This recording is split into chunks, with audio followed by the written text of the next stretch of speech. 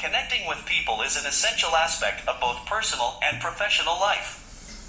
We have become experts at syncing different technologies, but when it comes to syncing with people, we often find it difficult to get through to them. In this part, we will discuss the 9 core rules for getting through to anyone. Mastering these rules will help us connect with people in every stage of our lives, both at work and at home. First core rule. Section 1. Move yourself from OS sharp at and to OK. The first and most important rule for taking control in a stressful situation is to get yourself under control first. It's essential to be in control of your thoughts and emotions, especially in times of stress or uncertainty. When we are in control, we can think fast and communicate effectively. It's why a cool and controlled hostage negotiator can get through to someone who seems unreachable. On the other hand, a person who's crying, whining, or yelling will turn off even a calm and empathetic listener. The key to winning is poise under stress, as the late coach of the Cleveland Browns and Cincinnati Bengals, Paul Brown, said. Section 2. Speed is everything in reality. We already know how to handle a tense situation intelligently. We know exactly how to go from attack mode to emotional mode to smart mode. Unfortunately, we probably don't know how to do it fast. A few minutes after a stressful encounter, we calm down a little, our pulse slows, and we start breathing more slowly. A few minutes or hours after that, we gain enough self-control to reflect on what happened and what we could have done differently. The key is to speed up this process. We need to learn how to gain control of our emotions quickly, without losing focus or reacting impulsively. Speed is everything when it comes to getting through to anyone.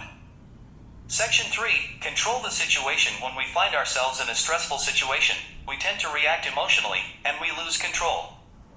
We need to take control of the situation instead of letting it control us. We can do this by understanding the situation, the people involved, and the context in which it is happening. We need to ask ourselves questions such as, what do I want to achieve? What is the other person's perspective? And what are the underlying issues? By understanding the situation, we can gain control and be better equipped to deal with it. Section 4. Listen to understand. Listening is an essential aspect of getting through to anyone. We need to listen not only to hear what the other person is saying, but also to understand their perspective. When we listen to understand, we can show empathy, build rapport, and find common ground. We should avoid interrupting, judging, or criticizing the other person. Instead, we need to ask questions, paraphrase, and summarize what they are saying to ensure that we have understood their perspective. Section 5. Speak to be understood. When we speak, we need to be clear and concise. We should avoid using jargon, technical terms, or complex language that the other person may not understand. Instead, we need to use simple, direct, and concrete language. We should also be aware of our tone of voice, body language, and facial expressions. These nonverbal cues can convey a lot of information about our emotions and intentions. Section 6. Connect emotionally. Connecting emotionally with the other person is an essential aspect of getting through to them. We need to show empathy, respect, and trust. We can do this by using active listening, mirroring, and matching their emotions. We should also be aware of our own emotions and manage them effectively. When we connect emotionally, the second core principle to becoming an effective leader is to rewire yourself to listen.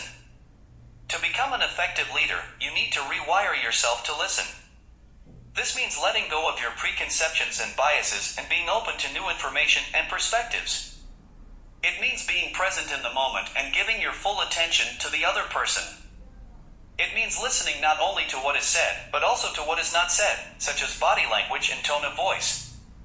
It means asking questions and seeking clarification to ensure that you have understood the other person's message accurately. Here are some strategies for improving your listening skills. 1. Practice active listening. Active listening means giving your full attention to the other person and showing that you understand and care about what they are saying. You can do this by maintaining eye contact, nodding your head, and providing verbal feedback, such as I see or I understand. It also means avoiding distractions, such as checking your phone or thinking about something else while the other person is speaking. 2. Avoid jumping to conclusions. Instead of assuming that you know what the other person is thinking or feeling, ask questions to clarify their message. This will help you avoid misperceptions and ensure that you have understood the other person's perspective accurately. 3. Be empathetic. Empathy means putting yourself in the other person's shoes and trying to understand their perspective and emotions. This requires active listening, as well as an open mind and heart. It means acknowledging the other person's feelings and showing that you care about their well-being. 4. Practice mindfulness. Mindfulness means being present in the moment and aware of your thoughts and feelings. It means letting go of distractions and focusing your attention on the present situation. Mindfulness can help you be more aware of your biases and perceptions, and it can help you be more open and receptive to new information and perspectives. The third core principle, make the other person feel felt. The third core principle is about empathy, which is the ability to understand and share the feelings of another person. When communicating with someone, it is essential to make them feel that you understand and empathize with their feelings. This principle can be applied in many different situations, such as conflict resolution, negotiation, and relationship building. When people feel understood and empathized with, they are more likely to be open to communication and more receptive to different perspectives. An example. To illustrate the power of empathy, let's look at an example. Hank and Audrey had a strained relationship. Hank saw Audrey as a loudmouth who disrupted the office, and Audrey wanted Hank's admiration. During a conversation with them, the speaker realized that Audrey didn't feel felt.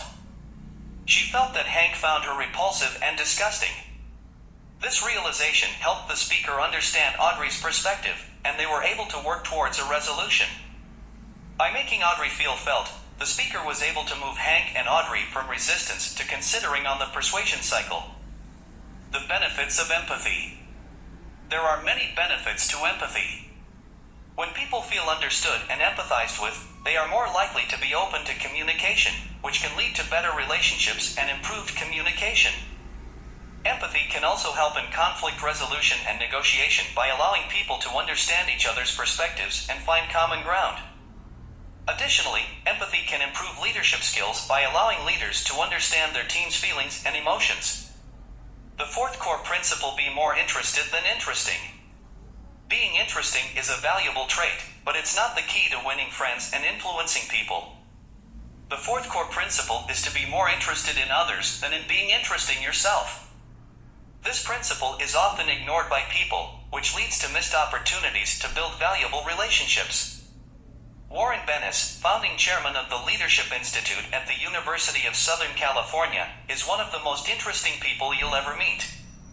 But despite his many achievements, when he's with someone, he's more interested in them than in himself. This ability to deeply listen is a valuable skill, and it's what makes him such a great leader.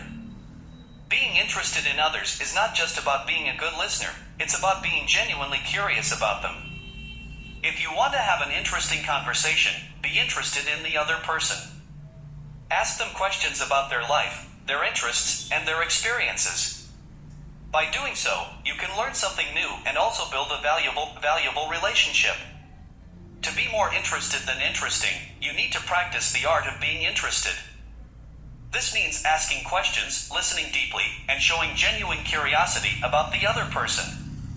By doing so, you can become a fascinating teacher and build valuable relationships with others.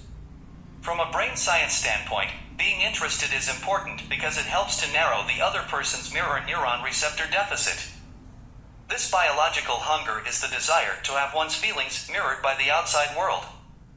When you are genuinely interested in someone, you help to meet this need, which leads to the person feeling more intrigued and empathetic towards you. Being interested also helps to break down barriers between people. When you show a genuine interest in someone, you demonstrate that you care about them and their life. This creates a positive impression and helps to build trust. By contrast, when you try too hard to be interesting, you can come across as self-centered and uninterested in others. By being more interested than interesting, you can learn something new, build trust, and ultimately win friends and influence people. So next time you're in a conversation, try to focus on the other person and be genuinely curious about them. You might be surprised at what you learn and how much they appreciate your interest. The fifth core principle, make people feel valuable. Discuss the fifth core principle, which is to make people feel valuable. People have a natural desire to feel important, and this principle focuses on satisfying this need. It is a basic human need to feel valued and recognized. We want to see our worth reflected in the eyes of the people around us.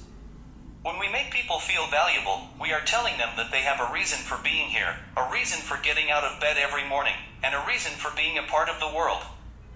This makes a difference and can inspire people to achieve great things. How to make people feel valuable.